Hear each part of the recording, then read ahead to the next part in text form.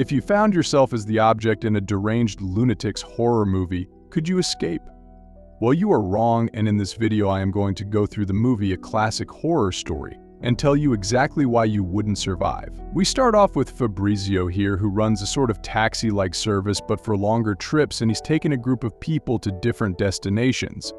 I can't really remember where each one of them are going, and I don't care enough to look it up, but it doesn't really matter anyways. They end up having to stop for a minute because Elisa here has to vomit, and Mark decides it would be a good idea for him to drive even though he's been drinking the whole time. So here's the first reason you wouldn't survive. Drinking and driving, even if you're not the one who's drunk behind the wheel, how many of you would have actually stood up and forced him out of the driver's seat? I would wager that some of you would, but there'd be a lot of people who would just go along with it, and now you would be dead.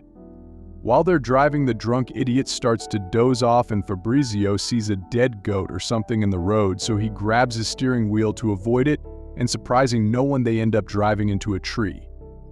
Since no one in this camper was wearing a seatbelt, there's a good chance that you would die in this car accident, but somehow the only serious injury was a broken leg, which seems weird since they would have got thrown head first through the windshield. But whatever, you get to survive a little longer. Elisa goes outside and discovers that they are not where they should be.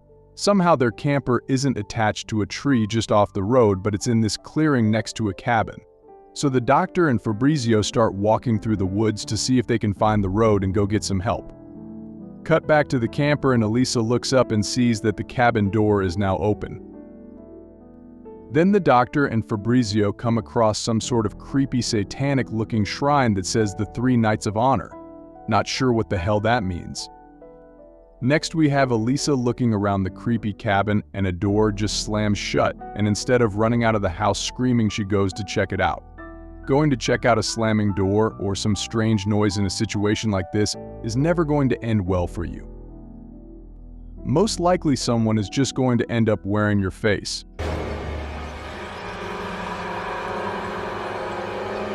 She brings the others back to look at the creepy shrine that she found, and Fabrizio just starts talking about the figures. Apparently it's some sort of urban legend where people do some sort of a cannibalistic sacrifice to rid themselves of hunger. Of course, after seeing that, they don't just start running through the woods in a different direction than last time, but they decide to sleep in the camper and leave tomorrow.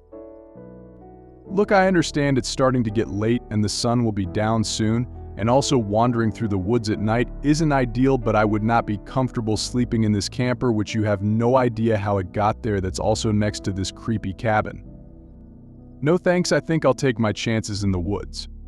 While Fabrizio is taking a piss, he sees these creepy guys making weird noises at him.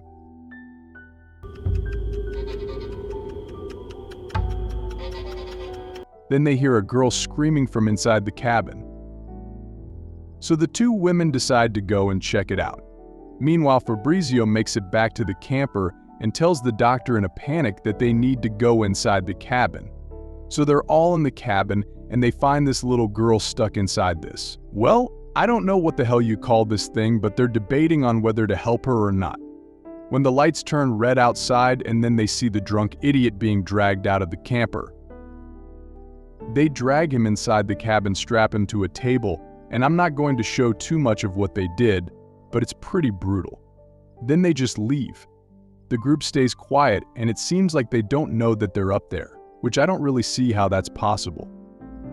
I mean, they spotted Fabrizio peeing, so they had to see him run back to the camper and then inside the cabin. There's no way they don't know that they're in there, but whatever, let's continue. The next morning, they start walking through the woods to try and get out of there when they come across what looks like a junkyard of cars. So that tells you that they've done this a lot, and that you have virtually no chance of getting out of there. I think your best bet would be to pick a direction and just start running, but they would rather waste time playing the blame game and arguing with each other. They end up staying here for way too long. They're all just sitting around the junkyard here wasting time when this sort of siren goes off, and that makes them finally decide to get moving again.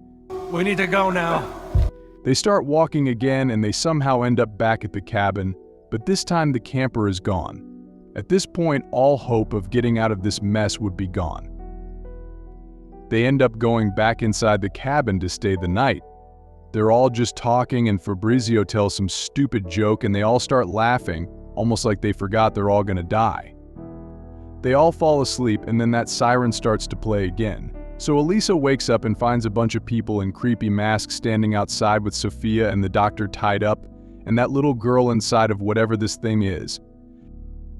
Fabrizio grabs her, runs back inside like that's actually supposed to protect them or something, and they all start making this weird noise. I don't know what the hell that's about. After that, they start doing what they did in that urban legend that Fabrizio was talking about earlier. You know, cutting out their eyes, ears, and tongue, and then finally they slit their throats. Yep, that's probably all you can do unless you're Rambo. There's no way you're getting out of this.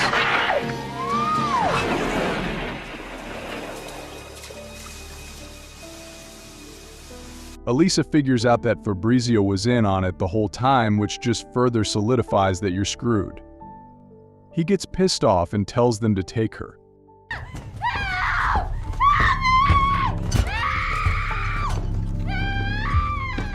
Next, they're all just sitting around this table eating. You know, celebrating their sacrifice to the 3 knights, nothing unusual to see here. The best you could hope for in the situation is a quick death. But this girl has plot armor, so they just leave her unguarded in this room to give her a chance to escape. She finds guns just sitting here like 30 feet away from the room that she just escaped from. Score. So she overhears them arguing, and basically what they do is they lure people out into these woods and make different kinds of horror movies for clients. Not sure why she put the mask on, but this is pretty funny. After she films herself shooting Fabrizio, then it cuts to her walking through the woods. I'm not sure how no one heard the gunshots and came after her, but whatever. Then she comes across this kid who just runs off and she follows him through a fence onto a beach where she just walks into the ocean. And the movie ends. After that, it shows people talking about the movie on some blood flick site where I guess all the other movies they made are there too. Anyways, that's the end of the video. Thanks everyone for watching. And if you made it this far, please consider subscribing and also leave a comment down below what you'd like to see next.